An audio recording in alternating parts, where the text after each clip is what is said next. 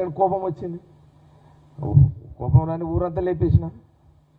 లేపుడే ఇక మొత్తం ఇక రెచ్చగొడతా కదా మా వాళ్ళని. ఇక నా కోపం రాగానే మొత్తం బూతులలో పడ్డారు. డా అని గుద్దుపాడేసి డా అని అయిపోయింది. వాళ్ళ రూలింగ్ రాజశేఖర్ సాబ్ గవర్నమెంట్లోనే ఇది అంతా జరిగింది. టాక్ రెండు మున్సిపాలిటీలు గెలిపించేసినట్టుగా. ఇది నచ్చి రాజశేఖర రెడ్డి గారు నన్ను పిలిచారు.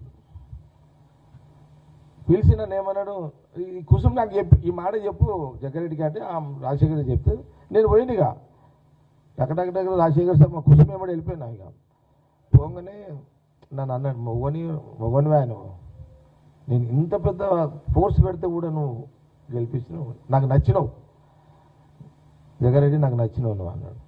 నువ్వు ఇష్టపూర్వకంగా రాగలిగితే నీ ఇష్టంతో నేను ఫోర్స్ చేయ, నువ్వు అంటే నాకు నచ్చినావు రాజకీయంగా, నీ అసలు నాకు అవసరం, నువ్వు రాగలిగితే నీకు రెండు పనులు చేసి పెడతా అన్నాడు ఆయన. అని చెప్పన్నా అన్న ఏం చేయగలుగుతారు అన్న అని అడిగాను. అంటే అప్పుడు ఆయన ఏమన్నాడు, ఇది ఎక్కడ చెప్పక ఇప్పుడే అన్నాడు. చెప్పన్నా అన్న, నువ్వు వస్తే నీకు ఒక ఐఐటి ఇస్తా, ఐఐటి ఇస్తా, నువ్వు ఒక 600 ఎకరాల భూమి ఇస్తే నీకు ఐఐటి ఇస్తా. ఇది చెప్పక ఇప్పుడు ఎవరికి.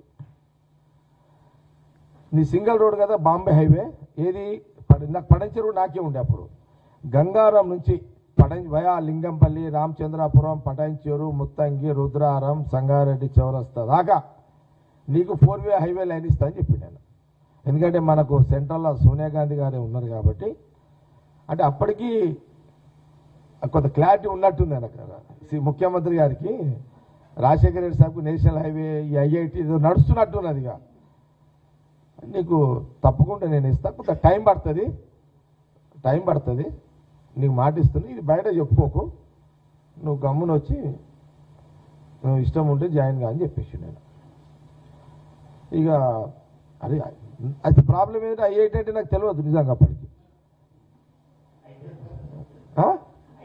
నేను ఐఐటి అంటే నేను అనుకున్నది నిజంగా తెలియదు. మనమేమి నాకు ఐఐటి అయితే తెలియదు. అయినా ఇది ఐఐటి ఏదో పెద్ద ఎడ్యుకేషన్ ఇన్స్టిట్యూషన్ అంటే నాకు టైం కూడా లేదా అడిగా. ఇప్పుడు రాజశేఖర రెడ్డి అడగలేను కదా ఐఐటి ఏందన్నట్టు, అది అది ఏమంటాం అడిగా, హైవే 4-వే లైన్ అంటే అర్థమైపోయింది. ఓకే, ఇక నేను ఇదేదో పెద్దదే ఉన్నట్టుందిరా అని చెప్పి ఓకే అనేసాను నేను.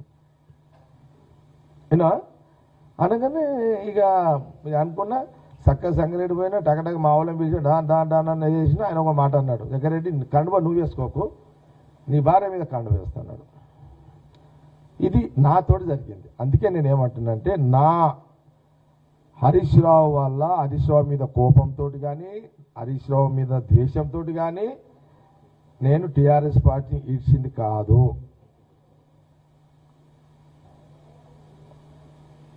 నేను రాజశేఖర రెడ్డి గారు నన్ను నచ్చి నన్ను ఆహ్వానించి నాకు ఈ 2 ఇస్తున్నందుకు,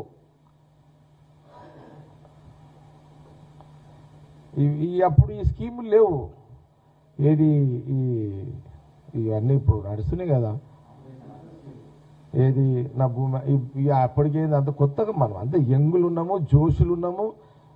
మా దగ్గర పి రామచంద్ర రెడ్డి సార్ గొప్ప లీడర్, మా దగ్గర పి రామచంద్ర రెడ్డి గారు అని మంచి లీడరు, స్ట్రాంగ్ లీడర్ కాంగ్రెస్.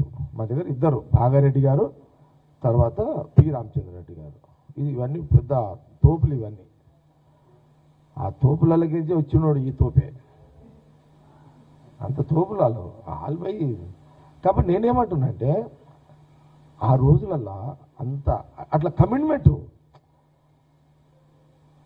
ముఖ్యమంత్రి రాజశేఖర రెడ్డి గారు ఒక మాట, ఆయన మాటకి ఎట్లా అంటే అది అప్పటికే ఉందిగా మార్కెట్లో, రాజశేఖర రెడ్డి గారు ఒక మాట అంటే అది తిరుగులేదు అనేది, అది చరిత్ర. అదిగా అట్లా ఏం నీకు ఇక రాజశేఖర రెడ్డి గారు ఒక శత్రువు వచ్చి అడిగిన, ఎంత గొప్ప రాజశేఖర రెడ్డి గారు అంటే, శత్రువు వచ్చి అన్నా ఇక కొట్లాట ఎందుకన్నా, ఇక నేను సరెండర్ అయిపోతున్నా, నన్ను వదిలేయాలంటే వదిలేసే తత్వంతో కూడుకున్న రాజశేఖర రెడ్డి గారు ముఖ్యమంత్రి కాగానే స్టార్ట్ అయింది అన్న స్ట్రాటజీ. అది మమ్మల్ని ఎవరిని బలవంతంగా కాదు, నీకు ఇష్టం ఉంటే రా అన్నాడు. ఈ విషయాలు చెప్పిండు, వెళ్ళిపోయినా. అందుకే మళ్ళీ చెప్తున్నాను, ఎక్కడ కూడా నేను అక్కడి నుంచి వచ్చింది హరీష్ రావు మీద కోపము కాదు, కేసీఆర్ మీద ఉన్న కోపం కాదు.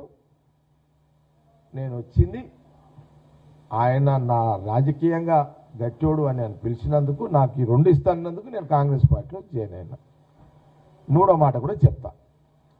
ఒక 1 ఇయర్కే ఒకరోజు అసెంబ్లీ నడుస్తుంది, రాజశేఖర రెడ్డి గారు నన్ను పిలిచి రాజశేఖర రెడ్డి గారు అన్నారు, జగన్ ఆడికేసి ఆయన జగ్గారెడ్డి అనేది నన్ను కొంత ఓన్ చేసుకున్నాడు. ఆయన నచ్చిన కాబట్టి ఓన్ చేసుకొని జగ్గా అని స్టార్ట్ చేసిండు. ఆయన ఇక జగ్గారెడ్డి అని పిలుస్తున్నాడు, జగ్గా అంటున్నాను. ఇక జగ్గా అని ఆయన ఛాంబర్లోకి పిలిచి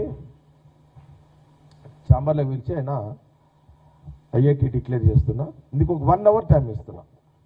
1 అవర్లో ఒక 500 నుంచి 600 ఎకరాలు గవర్నమెంట్ భూమి ఉన్నదని నువ్వు ఇప్పుడు చెప్పితే నేను ఇప్పుడే డిక్లేర్ చేస్తే ఇక్కడ కూర్చొని నేను